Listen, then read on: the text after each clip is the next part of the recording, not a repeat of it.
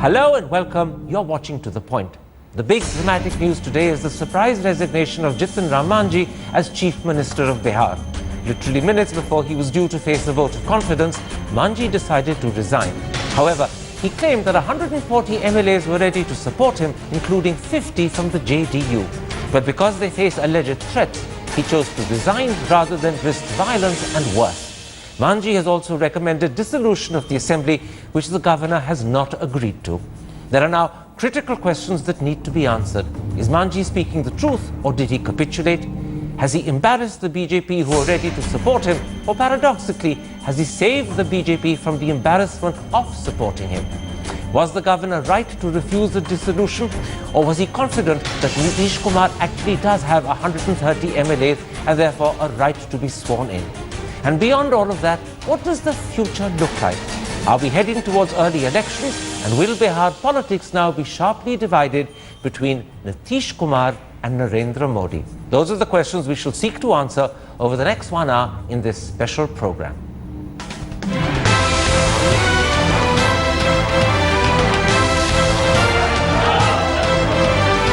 जुगाड़, ये जुगाड़ टेक्नोलॉजी से सरकार बनाना चाहते थे, जुगाड़ टेक्नोलॉजी से। जो स्वच्छ वातावरण है पार्लियामेंट्री सिस्टम का, वो विधानसभा में नहीं रह पाए। घोड़ा मैदान में जाने के पहले बैठ गया। जान से मारने, तंग तबाह करने के साथ साथ उनकी सदस्यता समाप्त करने के संबंध में भी थ्रेटनिंग दिया जाता रहा। और अब खिसियानी बिल्ली खंभा नोचे।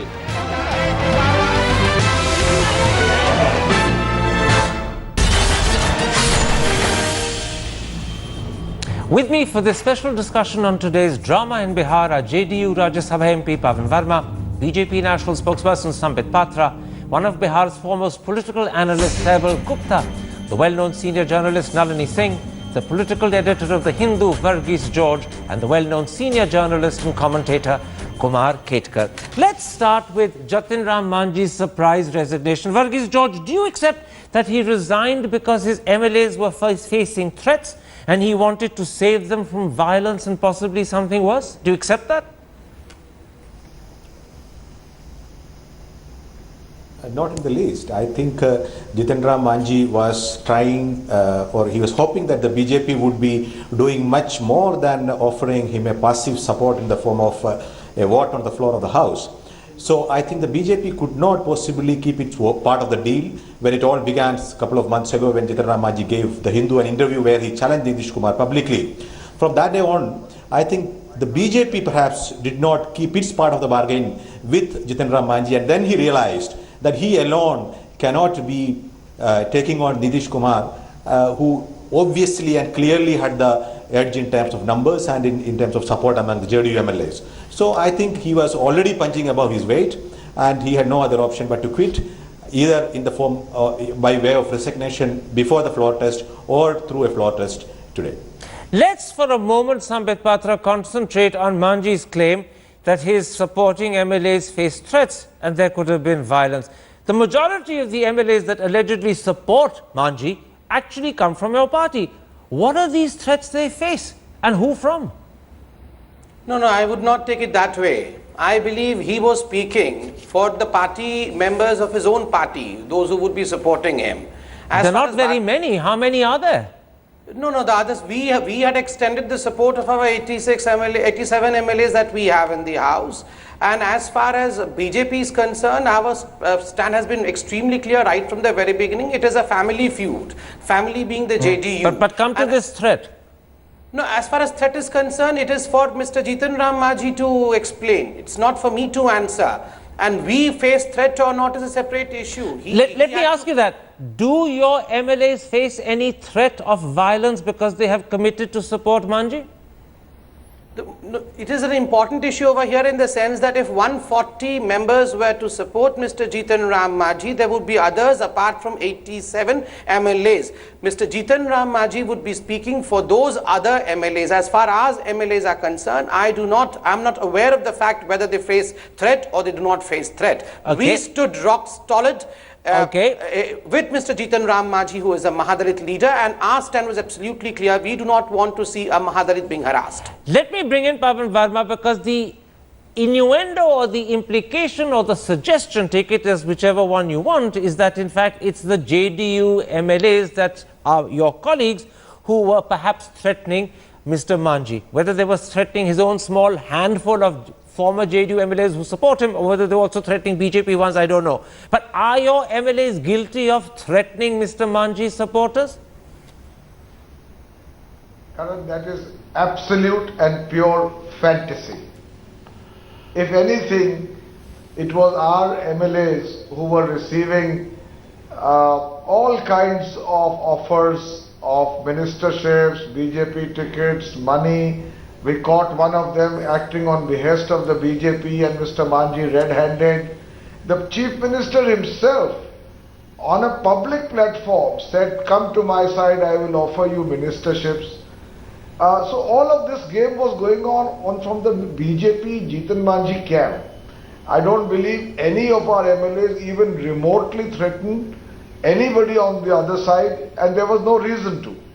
Let me then bring you in, Kumar Ketkar, on this point about MLAs being threatened. You've heard Sambit Patra make it absolutely clear that BJP MLAs supporting Manjhi were not threatened. He says if there are threats, it's from those others who support Manjhi. We don't know who those others are, but does this therefore suggest to you that Manjhi has concocted this story of a threat, that in fact there is no basis for it, leave aside proof? Is that the implication? Yeah, absolutely. I think this violence was a bogey when he realized that he cannot establish his majority. And let us not forget the backdrop of this entire Bihar episode and the bizarre politics that BJP played was of AAP's sensational victory in Delhi. So these self-styled Romels and Chanakyas of BJP, Mr. Amit Shah and others thought that after having lost Delhi so miserably, let us have Bihar in our pocket even before the elections. And therefore they created all this bizarre scenario and finally ended up with an egg on the face. But and on, that's this, why they are creating, on this specific question of threats, violence. On the specific question of threats, you That's agree what I'm with saying, everyone else. It's rubbish. The so-called threat and the fear of violence is a bogey created to hide complete humiliation they would have suffered in the assembly. Now, Saibal Gupta, Mr. Manjhi also claims that 140 MLAs are supporting him, and he also suggested that 50 of that 140 actually come from the JDU, which would mean, if it's true, that those are people who are going to break ranks with Nitish Kumar to support Manjhi. Do you, as an independent observer, accept this claim? I don't think so. I mean, in the way things have emerged in the last couple of weeks, the possibility of Mr. Manjhi having 60 supporters within JDU is almost preposterous. Suppose even if it is true, and even if there was a threat to them, they had completely the state machinery under their command. There was some sort of a support from the central government. So I don't think there was any possibility of any law and order problem in case Manjhi wanted to display all the 60 MLAs before the election, before the assembly. So I don't think he is trying some sort of a techno-managerial type of argument to retreat from his earlier position, and in the process I think he has embarrassed the BJP to a great extent. Can I stop you there? Can I stop you and put this to you? Before we go on to talk about whether he's embarrassed the BJP or not, and I will come to that in a moment, but are you therefore categorically saying to me you don't believe 140 MLAs were supporting him, and you don't believe 50 of that 140 were JDU? Are you categorically saying to you that is a false claim? Yes, I don't think I don't think it was there was such a huge support. Maybe they could have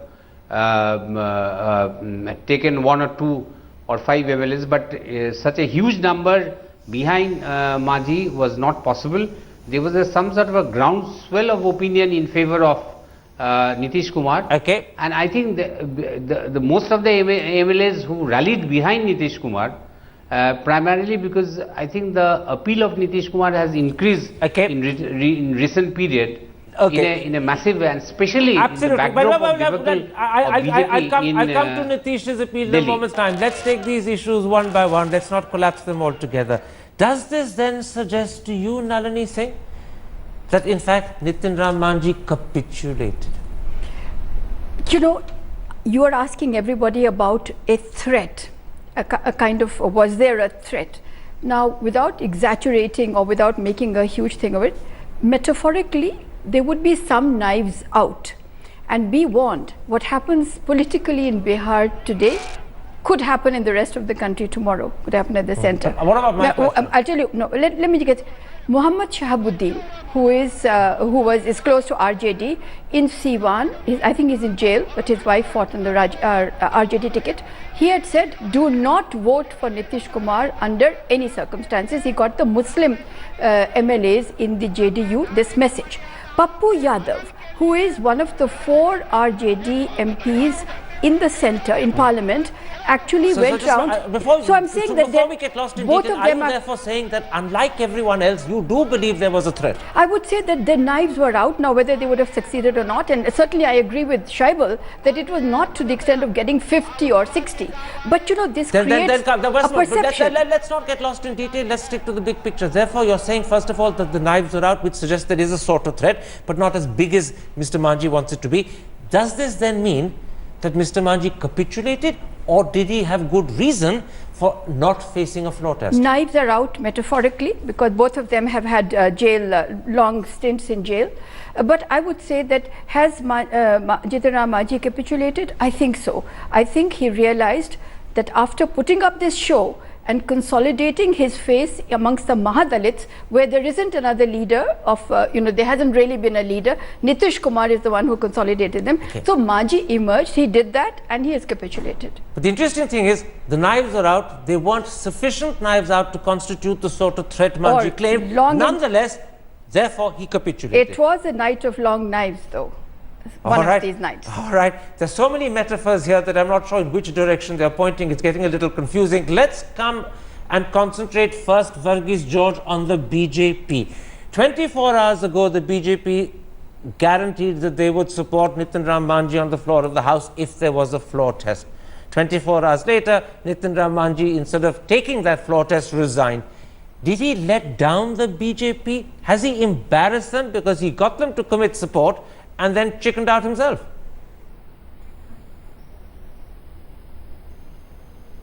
Is it a question no, to me, Karan? I see it a little differently. I think if we go back to... Go on, carry on answering, Verghese. If you go back to a couple of months, where did Jitendra Manjhi acquire this kind of a valor to take on none other than Nitish Kumar? That courage came to Mr. Manjhi because of the tacit understanding that he had reached with the BJP, that the BJP would come to his rescue. So BJP coming to Mr. Manjhi's rescue would not merely be limited to giving the 87 MLAs vote on the floor of the House. Because what is the biggest inducement that Mr. Jitendra Manjhi can offer to the MLAs who are with Nitish Kumar? Not a ministerial post which would not last more than another 3-4 months. The big inducement that Mr. Manjhi could offer to them was the offer of a BJP nomination in the forthcoming assembly election, which could not have been offered by Mr. Manjhi alone, unless the BJP was willing to get into the game wholly and get their hands dirty in the game by poaching on the JDU MLAs who are right now with JDU. That game would not, the Manjhi's game would not have gone anywhere. The BJP chickened out because the BJP, after the Delhi defeat, realized. Okay, let me ask the opposite to you, Sambit Patra. I asked Verghese George whether there was a sense in which Mr. Manjhi, by chickening out, to use that euphemism or that colloquialism, had let the BJP down. But you've heard Verghese George suggest that actually it's the BJP that let Mr. Manjhi down. not only did they give him a guarantee of their own MLAs supporting him, which yesterday you confirmed, but you also had given him hope that you would lure, by enticement or whatever method, others to make up the numbers. That you were unable to do. So did you in fact lead him up the garden path only to slam the door on his face? Karan, because of a very poor sound quality, I'm unable to make out the complete question, but nonetheless, I can almost understand what you want from me. Let me answer it this way. I mean, I've been hearing most of the panel, and most of them are saying as if the script has been written by Bharatiya Janata Party. Bharatiya Janata Party was the reason as to why we saw a courageous Mr. Jitan Ram Manjhi. Our take has been very simple right from the very beginning. We are a bystander. We are the opposition in Bihar, and as a political opposition, we are keeping an eye on whatever politically is happening in the assembly and outside of Bihar, and that's our duty, that's our responsibility to keep an eye there. Whatever was happening within the family of the Janata Dal Parivar. The Janata Dal was fighting amongst each other. The knives were drawn, as Nalini was saying, the knives were drawn within the family. Bharatiya Janata Party's only stand was we do not want to see Mr. Jitan Ram Manjhi not as a person, but because he belongs to the Mahadalit community, to whom in fact the appointment letter was given by none other than Nitish Kumar, and Nitish Kumar and his party was toying him that look, we have made a Mahadalit chief minister, and within a short span of time Mr. Nitish Kumar wants him out. Our stand was we stood against the harassment of the Mahadalit community. Had we to lure or not, everyone in the panel knows we were not into any of this luring business. Let me bring in Pavan Verma, who's nodding his head in visible disagreement with what you're saying. Pavan Verma, it's your leader Nitish Kumar who insists that this is a script that's been written by the BJP. Are you therefore also suggesting that Jitan Ram Manjhi has been used by the BJP and now, when in fact the last act of the play had to happen, the BJP decided it didn't suit their purposes, and so they, rather than support him, forced him to resign before the vote happened? I think actually Karan, Mr. Manjhi must be introspecting on the degree of faith he put in the BJP. The BJP, you used an expression earlier, led him up the garden path. When he was appointed, notwithstanding the fact that he was a Mahadalit, the sharpest critique of him came from the BJP. The moment he began to speak against the party line, against Mr. Nitish Kumar, the BJP developed a newfound fondness for him, in particular his Mahadalit status. Subsequently, they were actually fishing in troubled waters and promising Mr. Manjhi of their support, but would not come out openly, so he was carrying the can for them. Then later on, just a day or two before the actual test of vote, they said that we will support him. But I am sure that something happened since between then and his resignation now for Mr. Manjhi to understand that the BJP does not wish to face the embarrassment of the failure of their politics, because they have not been able to break away any of the MLAs which are in the JDU combined. So they left Mr. Manjhi to hang out on his own, and without the BJP support, which he took for granted, he's put in his resignation even before the test. That is the truth of the story. It's a classic saga of unprincipled politics played by the BJP. Let me put the opposite of that to you, Kumar Ketkar, and before I do, I'll point out to the audience that this is a particular story which is full of multiple versions. There's one possibility countered by another possibility. Now, one possibility is that Mr. Manjhi let down the BJP. The other possibility is that, in fact, he saved the BJP from the embarrassment of having to support him, because if they had supported him on the floor of the House, they'd be voting for a man who just weeks ago they were actually accusing of bad governance. More importantly, in moral terms, they'd be voting for a man who's seen by the world as a rebel. So do you think rather than being let down by the BJP, he's actually saved the BJP the embarrassment of supporting him? Well, actually, Karan, neither Manjhi has saved the BJP nor BJP has saved Manjhi. Both of them have suffered miserably, and the so-called multiple interpretations is like in Sherlock Holmes' story. There are always multiple interpretations, but we know the criminal is only one, murderer or whoever it is. I think the game plan was completely worked out by Amit Shah and Narendra Modi much before, thinking that Bihar will be in their pocket. That did not happen. the game plan has boomeranged, and game plan has boomeranged on both of them, not only on BJP but also on Manjhi. And one of the reasons is fissures within the BJP. BJP was not clear, it was not speaking with one voice, and that is why the game plan has not worked. Let us not unnecessarily involve too many interpretations. The simple interpretation is game plan of Narendra Modi and Amit Shah did not work, and to save the situation, actually governor was supporting governor. They also had a theory of having assembly dissolved, but governor could not do it because there was no adequate constitutional support for that theory. I come to the and so it boomeranged even on the governor's theory. I'll come to the dissolution. I'll come to the governor's role in not dissolving, refusing the request from the outgoing chief minister to dissolve in a moment's time. But first, Saibal Gupta, how much has the BJP's image suffered as a result of their association, both overt and covert, with Jatin Ram Manjhi? Because overtly yesterday they were guaranteeing support, and then in fact the man chickens out, and the BJP is now left having said they will support a man who didn't have the guts to face a vote of confidence on the floor of the House. Worse still, a man who's going to soon be recognized by people as a person who rebelled against his own party. So has the BJP suffered in the process? No, I think as Mr. Pawan Verma mentioned earlier, that BJP was very critical of Manjhi when he was installed by Nitish Kumar, and Nitish Kumar wanted to consolidate this Mahadalit constituency. But when Manjhi started playing a different tune, he was more interested to create his own identity rather than the identity of JDU and other Janata Dal combined. So BJP started enjoying this situation, and BJP thought that they will try to co-opt some sort of a person who is speaking against quite right. But Mr. Gupta, the question is the BJP attempt to benefit from an association with Manjhi clearly hasn't worked. So is the BJP left with metaphorical egg on its face? Are they left embarrassed today? No, I think they must be embarrassed because from the pronouncements that we are seeing, BJP is also quite surprised by Manjhi has given resignation.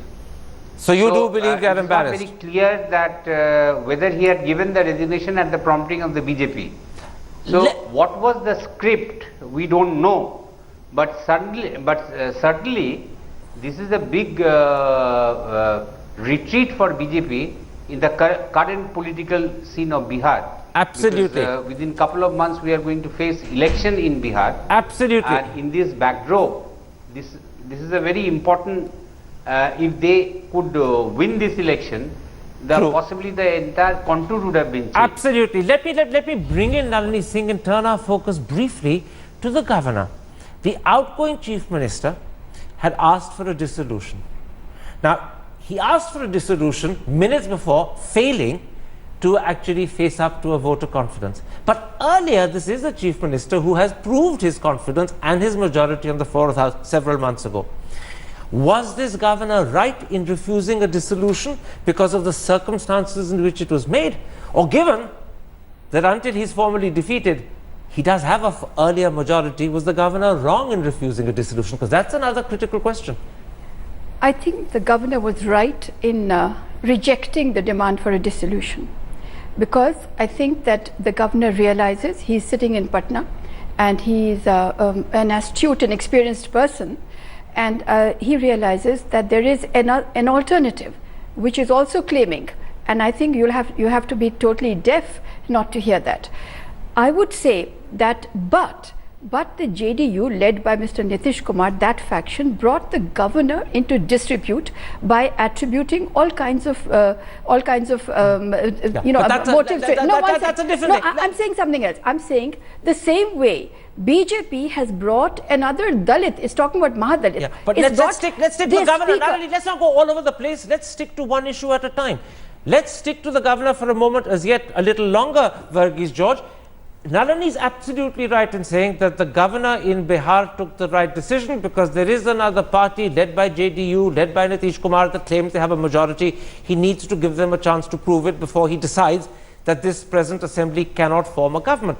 But you know, like I know, Varghese George, that in 1979, when Charan Singh, in almost identical circumstances, chose to resign rather than face a vote of confidence in the Lok Sabha, he requested a dissolution. And in his case, he never proved his majority at all. And yet the president of the day, Neelam Sanjeeva Reddy, granted him that dissolution, despite the fact that there was Jagjeevan Ram, who many believed had a majority and could have formed a government. Was there ever a danger that the Bihar governor, rather than act the way he did, might have followed the Neelam Sanjeeva Reddy very controversial precedent? See, the role of the governor in such a situation has been analyzed and further questioned in the Bhutta Singh judgment from Bihar itself in 2005, when Bhutta Singh decided to dissolve the Bihar Assembly abruptly. So the Supreme Court judgment has been clear that not only in the case when somebody else is taking claim, even in a case where nobody is taking claim, it is incumbent upon the governor to explore the possibility of an alternative government, and only when the governor is assured, or it is very clear that no formation of a government is possible in an existing assembly, that he could be recommending the dissolution of the assembly. I think after the Bhutta Singh judgment in 2005, I think the Bihar governor had no other way than the course that he is now proceeded on, which is to invite Mr. Nitish Kumar to form a government. Very quickly, although that danger, Pavan Verma, no longer exists and the governor has done what everyone constitutionally would say is clearly the right thing, was there a period of time earlier today after Manjhi requested a dissolution that you were worried that in fact the controversial Jagjeevan Ram precedent of 1979 might come into play and this dissolution be granted? Were you ever worried of that situation? Karan, are you very sure that Jitan Ram Manjhi recommended the dissolution of the House? It's been said on all television channels that he did. Every single television channel has said he recommended it.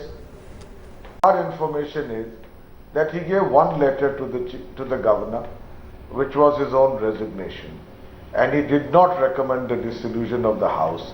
But just to take your question forward, even if he had, I believe the governor did exactly the right thing by inviting Mr. Nitish Kumar to prove his majority on the floor of the House after he takes oath, because that was the only option that was constitutionally valid, which was left to him. Okay.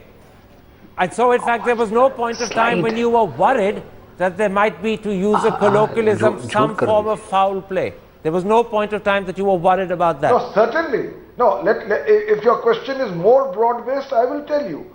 It is not that we were worried. It is just that we were concerned as to what would be the next move adopted by Mr. Manjhi and the support of the BJP in trying to prevent Mr. Nitish Kumar from coming to power. Because the whole range had been played out. Okay. I want to bring you in very quickly, Sambit Patra. This discussion about the governor, do you think that it is in fact treating the governor not as seriously as it ought to? Are we imputing possible ideas and thoughts to him that are unfair simply because Manjhi asked for a dissolution? See, Karan, I could not get your question. Very rightly, the sound system is very bad with me. I do apologize. No, I'll tell you a few things, and I've been listening to everyone, but the summary that I draw from this whole debate is, number one, it is very amusing to learn that no one knows anything, but everyone has suddenly found a stick to beat BJP with. I mean, even right now, Karan, it was, I could almost hear that you did not know that a letter for dissolution was not written to the governor.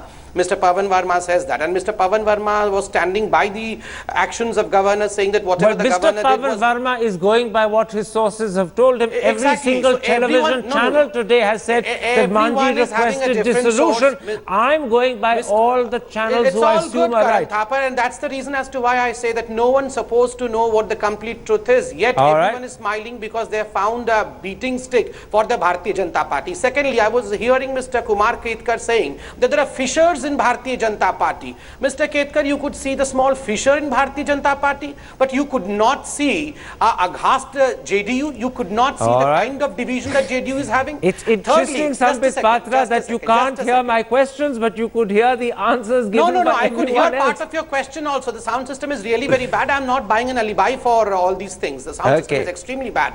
And thirdly, I also heard Mr. Ketkar saying that this is a game plan of Mr. Modi and Mr. Shah. Let me tell you, Mr. Ketkar, what you are calling a game plan of Mr. Modi and Shah, we see it as the ego of Mr. Nitish Kumar. Right from 2013, when Mr. Modi was in fact announced as the PM candidate of Bharatiya Janata Party. And this is what is the unraveling of his ego's game. And today we are discussing the issue as if Mr. Nitish Kumar has won a new mandate. Well, no.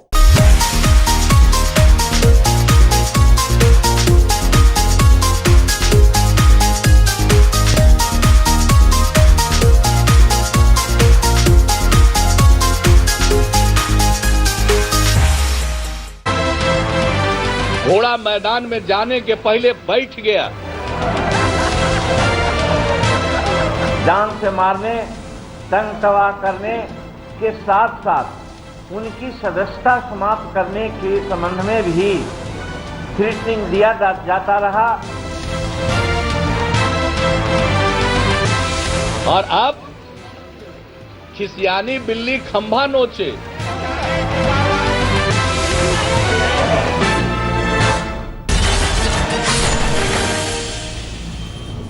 With me for this special discussion on today's drama in Bihar are JDU Rajya Sabha MP Pavan Verma, BJP National Spokesperson Sambit Patra, one of Bihar's foremost political analysts Thapar Gupta, the well-known senior journalist Nalini Singh, the political editor of The Hindu Verghese George, and the well-known senior journalist and commentator Paris went off supporting him. Was the governor right to refuse the dissolution, or was he confident that Nitish Kumar actually does have 130 MLAs and therefore a right to be sworn in? And beyond all of that, what does the future look like? Are we heading towards early elections, and will Bihar politics now be sharply divided between Nitish Kumar and Narendra Modi? Those are the questions we shall seek to answer over the next 1 hour in this special program.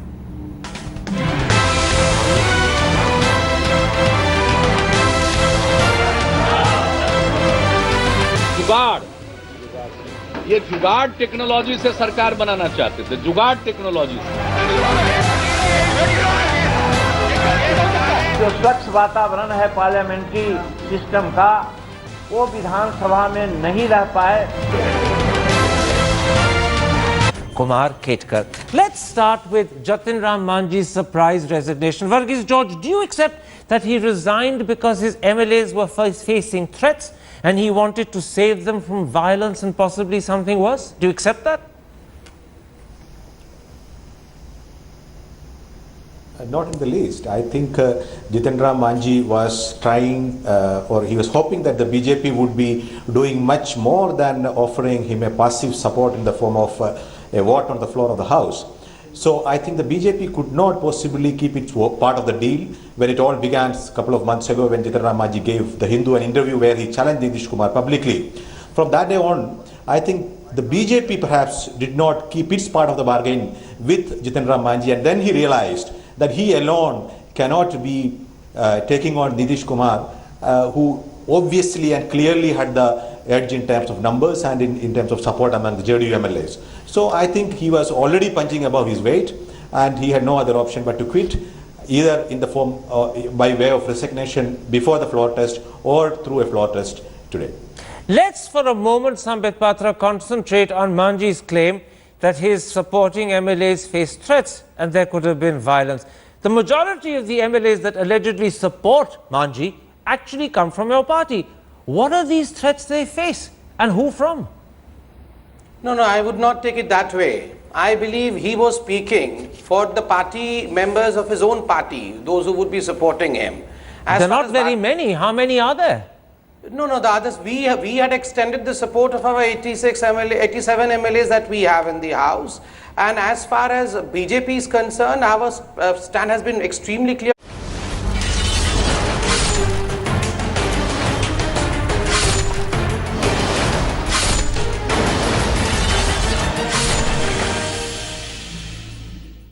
Hello and welcome. You're watching To The Point. The big dramatic news today is the surprise resignation of Jitin Ram Manjhi as Chief Minister of Bihar. Literally minutes before he was due to face a vote of confidence, Manjhi decided to resign. However, he claimed that 140 MLAs were ready to support him, including 50 from the JDU. But because they face alleged threats, he chose to resign rather than risk violence and worse. Manjhi has also recommended dissolution of the assembly, which the governor has not agreed to. There are now critical questions that need to be answered. Is Manjhi speaking the truth, or did he capitulate? Has he embarrassed the BJP who are ready to support him, or paradoxically, has he saved the BJP from the